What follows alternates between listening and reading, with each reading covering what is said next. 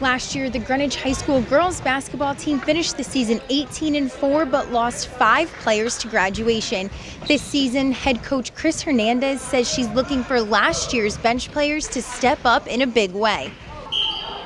I tried to get as many players in as possible so that they're not coming off cold. I mean, we knew we were going to graduate a large class last year, and the players that we have returning got some good minutes last season, so it's not like they're going to have an experience, which is a good thing. We're a pretty young team, but I still believe in everyone on this team that we're going to do really well. 3 key returning players are tri-captains Abby Wolf, Caroline Beneville, and Emily Anderson.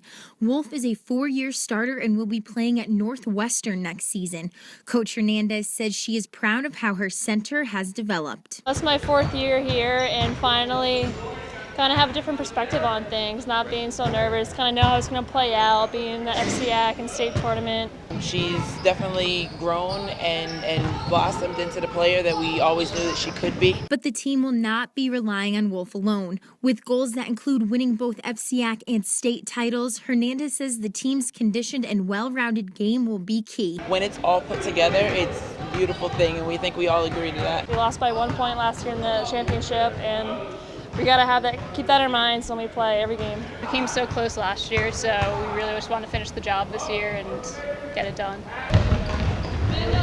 The girls' season opener will be December 21st at 7 o'clock at home against Darien. Reporting for the Greenwich Sentinel, I'm Taylor Knight.